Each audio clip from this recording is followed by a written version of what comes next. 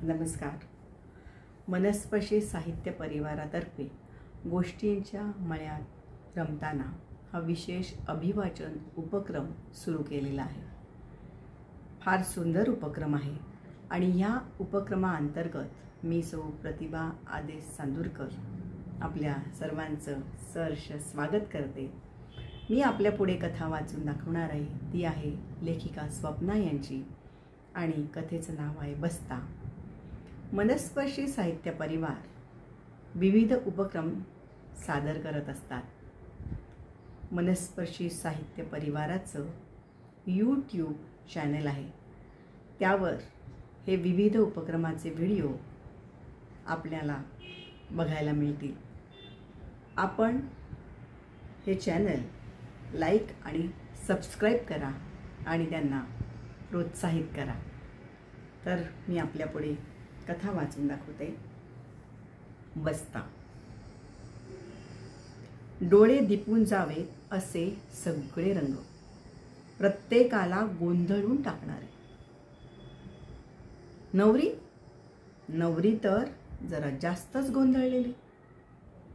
ही गुलबक्षी पैठणी घेऊ का चिंतामणी रंगाची घेऊ का हिरवीगार घेऊ, आणि सोबत आलेल्यांचे वेगवेगळे चॉईस.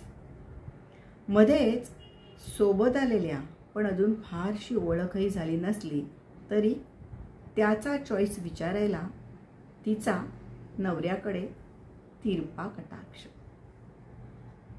आरशात बघताना हळूच टाकलेला. त्याच डोळ्यातील तिला खुणावलेलं हे उत्तर. ही जांभळी सुंदर. त्याच्या अशा सांगण्यानेही ती मोहरून स्वतःला नसली पटली ना तरी ओके, हीच घेऊ असं म्हणत ही जांभळी आरशापासून वळली. मोठी ताई म्हणाली, अगं तुला चिंतामणीच घ्यायची होती की नाही? हां, तू तर म्हणाली होतीस. त्यावर अडखळत तिचं उत्तर, हो का, पण हा जांभळा रंग युनिक वाटतो नाही का ताई? आणि ते उत्तरही त्याच्याकडे बघ. एक नवं फुलणारं नातं ताईच्याही लक्षात आलं. घ्या जांभळी घ्या, आम्हाला काय, असं म्हणत दोघी बहिणींनी एकमेकांना टाळ्या दिल्या. प्रत्येकजण साडीवर हात फिरवून त्या रेशीम धाग्याचं स्पर्श सुख अनुभवत होता. आणखी बाकीच्या साड्यांची खरेदी झाली. परवडणारं नसलं तरी बापही लेकीच्या चेहऱ्यावरचं सुख बघून घे तुला आवडेल ते असं सांगत होता. आई मात्र मध्येच लेकीचा हात दाबत किमतीचा टॅग दाखवून, आता पैठणी झाली ना मनासारखी, आता कमी किमतीच्या साड्या काढ, हे सुचवत होती. तिच्या 5-6 साड्या झाल्या आणि बापाने रुमाल काढून घाम पुसला. पहिली पैठणी आणि त्यानंतर घेतलेल्या साड्यांचे टॅग मनात हिशोब करत नाचत होते त्याच्यासमोर.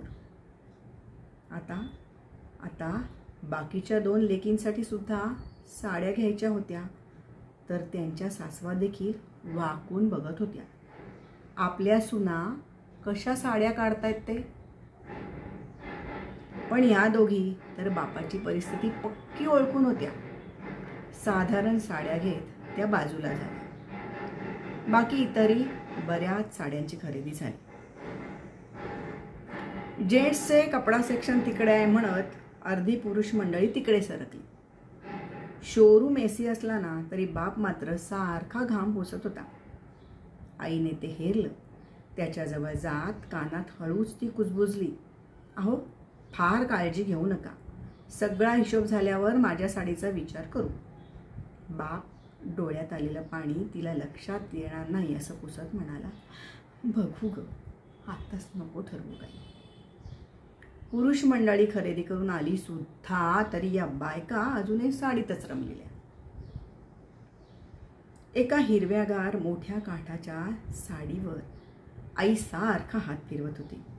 बापाला आठवलं, मागच्या दोन्ही पोरींच्या लग्नात हिला आपण साडी घेतली नाही. थकवलं तिनं. पण हे लग्न ठरलं तशी सारखी म्हणते, मला हिरवीगार मोठ्या काठाची साडी घ्या. त्याने ती साडी हातात घेऊन सहज टॅग बघितला. आपल्या बजेटच्या बाहेरची साडी. तो केविलवाणा आपल्याकडेच बघणाऱ्या बायकोला पाहून हसला. ती हळूच म्हणाली, असू द्या हो, मी गमतीनं म्हणाली होती. मला आहेत पुष्कळ साड्या, घेऊ थकून. तुम्हालाच एखादा चांगला कत घ्या. तो आपल्या पूजेचा कत कन्यादानाला घालता तो दोघींच्या लग्नातच किती विरला आहे. तो आता नवाच घेऊया. हं. बाप नुसता हसला. बस्त्याचे गठ्ठे बांधले गेले. कुठे खण, कुठे साड्या, शर्टपीस सोबत आलेल्या सगळ्या वराडी मंडळींच्या आणि शिवाय न आलेल्या लोकांना व्हिडिओ कॉल करून त्यांच्या पसंतीने घेतला गेलेला कपडा, पांढऱ्या शुभ्र कपड्यातला तो बस्ता. नव्या आयुष्याचा, नव्या नात्यांच्या सजलेल्या भावनांचा, आयुष्याच्या नाजूक प्रवासाचा तो गठ्ठा. त्याचं बिल एकत्रच आलं. सगळेजण थंड ज्यूस घेत असताना बापाने परत घामाने टपटप झालेलं कपाळ पुसलं. सोबत आणलेल्या पैशापेक्षा हिशोब 5,000 वाढला होता. आईने डोळ्यानेच कोपऱ्यात बोलवलं. आपला लपवलेला बटवा काढत म्हणाली, हे घ्या, मी यावेळी आपल्या दोघांना भारी कपडे घ्यायचं ठरवलं होतं. तुम्हाला सफारीचं कापड आणि मला हिरवी साडी. पण जाऊ द्या, सगळ्यांना मनासारखे कपडे मिळाले. जावई खुश, आपलं लेकरू खुश, मग आपल्याला काय पाहिजे असून. आपली खरेदी पुन्हा कधीतरी, असं म्हणत तिने 5,000 त्याच्या हातात ठेवले. सगळे पैसे जमा करून बस्त्याचं गाठोडं गाडीत ठेवलं. तेवढ्यात एका वेगळ्या पार्सलवर बापाची आणि आईची नजर गेली. अरे, हे चुकून टाकलं गेल्यासारखं वाटतंय दुकानदाराकडून. ती पिशवी उघडली तर मगाशी आवडलेली हिरवी साडी आणि सफारीचं कापड. दोघांनी एकमेकांकडे प्रश्नार्थक नजरेने पाहिलं. आपण तर ह्याचे पैसे दिलेले नाहीये, मग हे कसं काय. तेवढ्यात जावई बापू नमस्काराला वाकले आणि हसत म्हणाले, सासूबाई, सासरे बुवा, लग्नाच्या दिवशी हे कपडे नक्की घाला बरं. अहो, आमच्या आयुष्याची सुरुवात रंगीबेरंगी वस्त्र घालून होणार, आणि तुम्ही का जुन्या वस्त्रांवर. असं नको.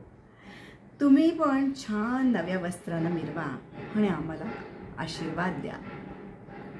आई आणि बाप निशब्द होते. हातातलं ते वस्त्र या नव्या नात्याची सुरुवात बघत होतं. बस्ता प्रेमाच्या वस्त्राने बांधला गेला होता. धन्यवाद. आपल्याला हा व्हिडिओ आवडला असला तर आपण नक्की लाईक आणि सबस्क्राईब करा. धन्यवाद.